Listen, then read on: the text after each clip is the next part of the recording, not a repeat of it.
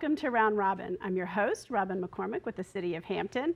And today we are going to talk about some hurricane awareness, mitigation, preparation that you can do. My guest is Weeson Walker. Hi. Welcome. Good morning. And you're with the Emergency Management Office.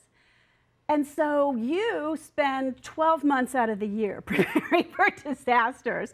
Most of us just come on board, when we start to hear threats. Yes, and thank you for this opportunity, Robin, to come and share something that I'm very passionate about. And we definitely want to encourage residents to prepare. And so we're getting close to our peak hurricane season. Yeah, I know. And I hope it's going to be a quiet year, and then we could just prepare. Right. And the forecast is for a quiet year. But what I learned this year, y'all sent me to the National Hurricane Conference, is that, it just takes one. It does. It just takes one. It doesn't matter. If you've got fewer. Absolutely. If the one is coming your way, it's a bad year. Absolutely. So we really can't rely on that. Now, the state has a new effort this year about zones. Can you explain that to us? Yes. Well, this year the campaign was rolled out with the state, and we did have some input into it as a locality about knowing your zone and where you live, and it's to simplify evacuation zones. Before there was many different ones, nobody in knew. Different localities. In different we in localities. Hampton knew what we had. Sure. But this one Although encompasses. we never had to reach beyond the first level. Absolutely, so which so far is so good. Yeah.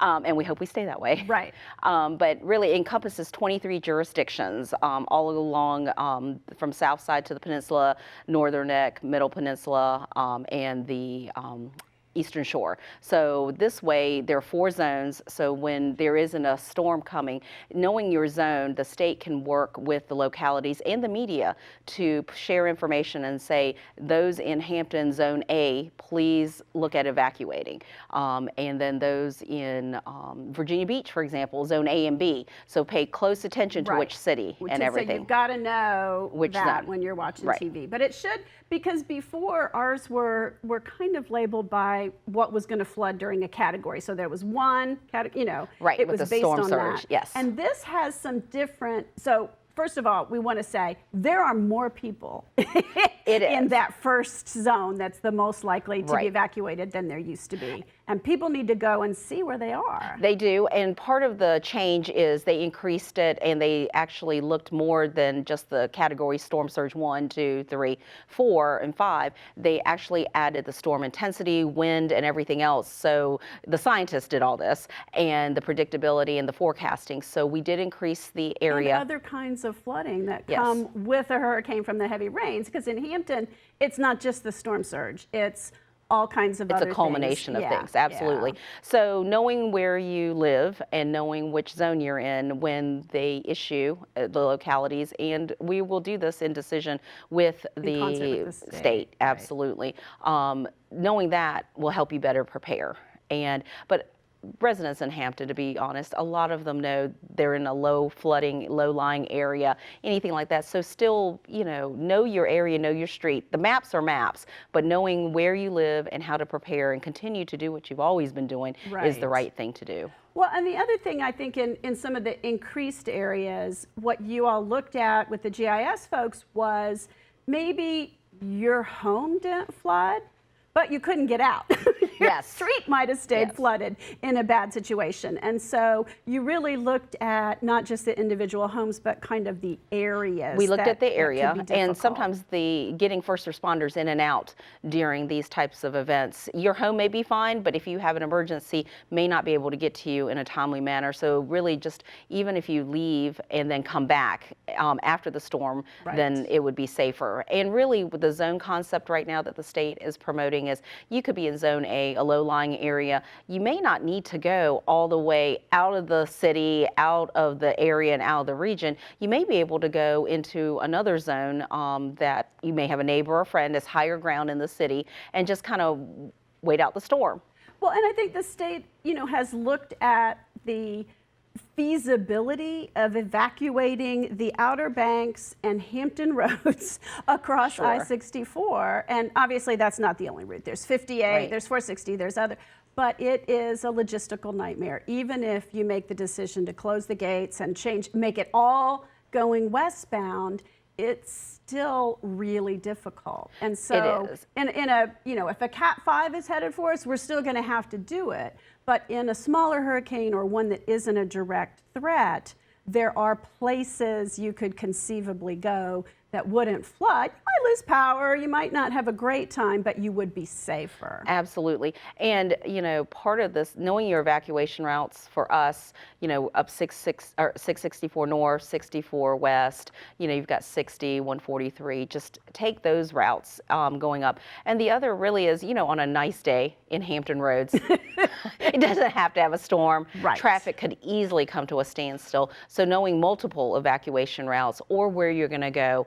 is very, very important. Yeah, and every storm is different. Like there are times when you can evacuate to Williamsburg and you're out of the fray, and there's times when Williamsburg's getting slammed as much, or heading south into North Carolina. It depends on the storm track. Yeah. There's so many variables, and that's why please stay tuned into the local media, our local channel, and our social media pages that you put out the latest information as we get them. And you can always call 311.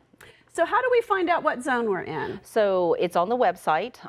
One way is to go knowyourzoneva.org. Right. Just type it in, and then just type in your address, and make sure you put Hampton because they have the whole United States in there. So, but they were working on that. And then another way, if you don't have access, is that you can also call 311. They can look it up for you and tell you what zone you're in, or you can call the emergency management office. So. But generally, and we're looking at this map now, this is not going to be a surprise to most people. No, it should not. But I will also say, the way this is done, blue is the lowest lying areas. And blue, think of water. When we did ours before, red was the lowest lying. So people who aren't used to this are going to go, what? This is different. And it is different. So blue is the lowest lying area, which is zone A.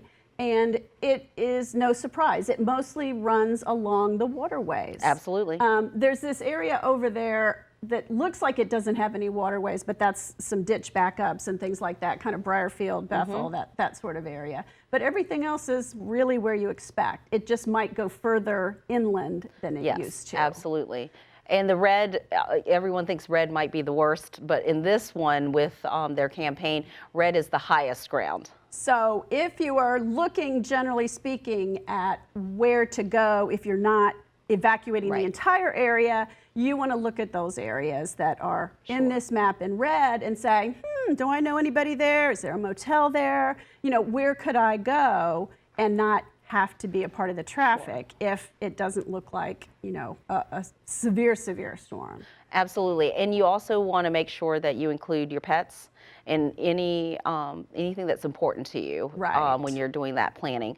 The other is generally for doing an evacuation, the city will have shelters open, and so pay attention to that when we open them. But usually when we're recommending evacuations, we want you to go early before the traffic backs up and everything like that. And that makes a lot of sense. And where you look at where the first shelter typically that we open, and people should watch the website because again, every storm is different, but is usually that Phoenix, Bethel.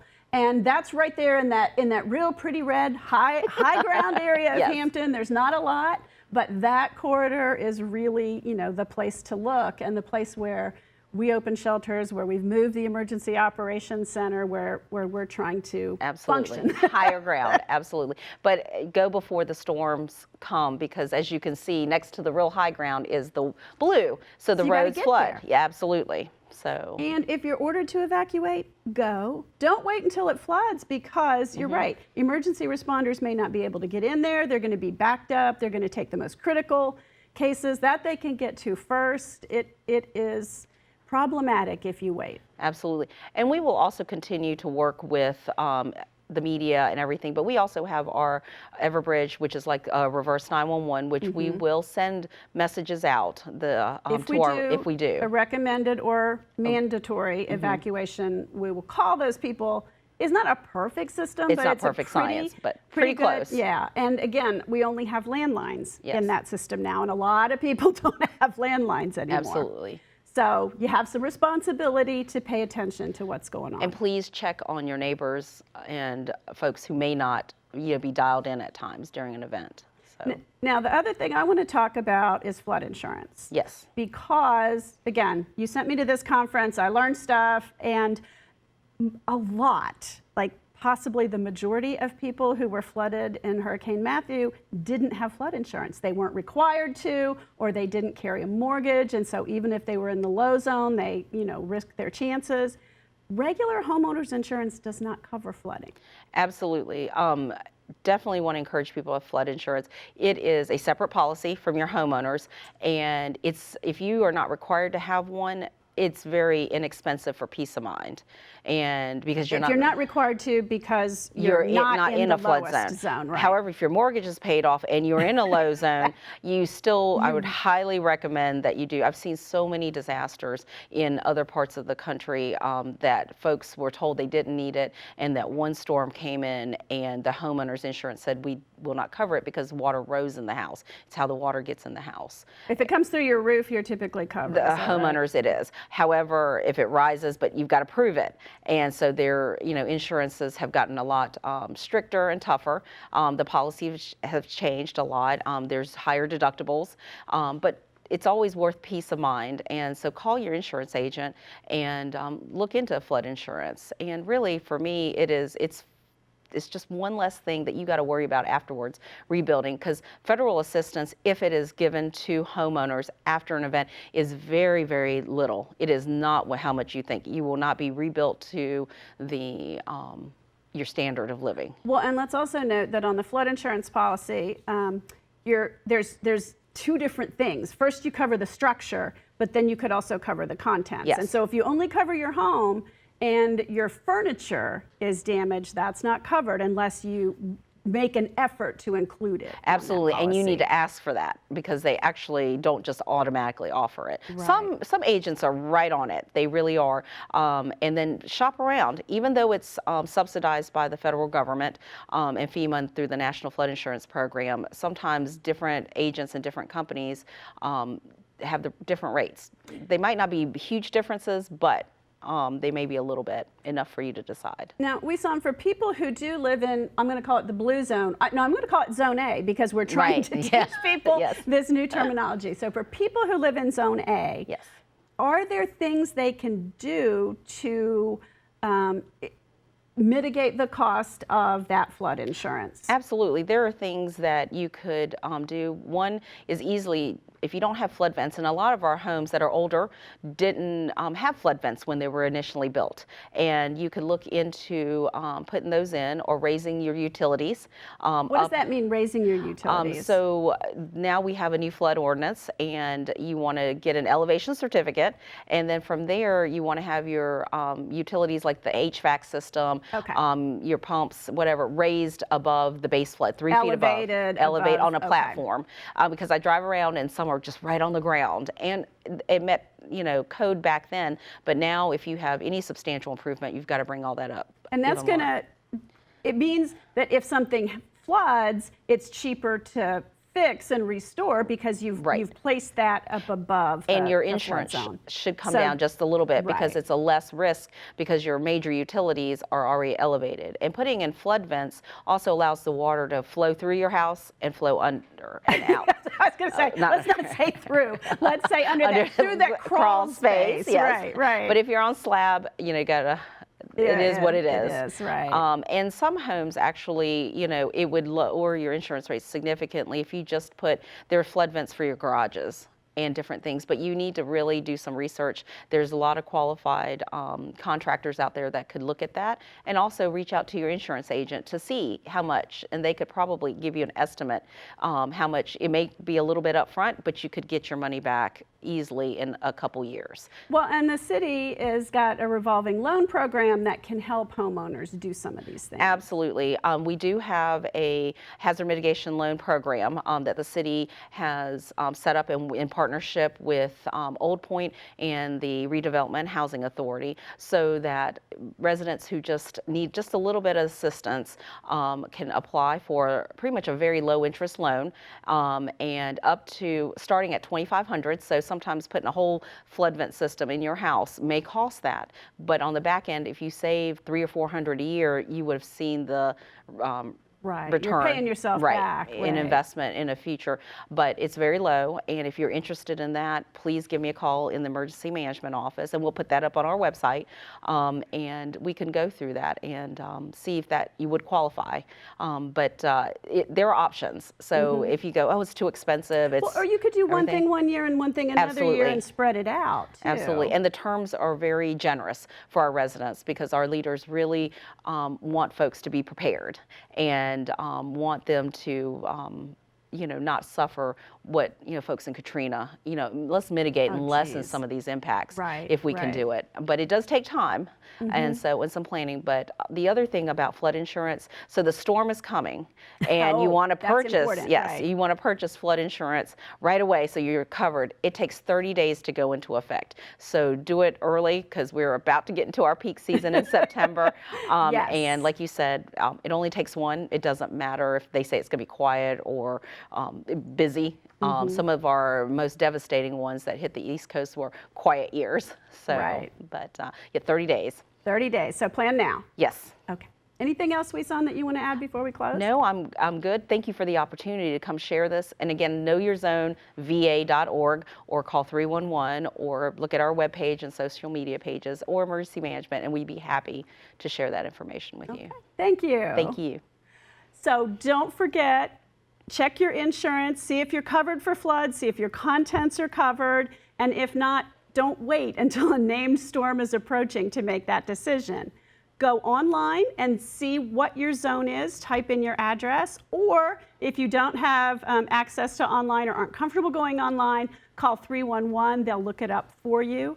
And be ready in case something happens. It's better to be prepared and to be fine than to not be prepared whenever something devastating does happen. Thanks for watching.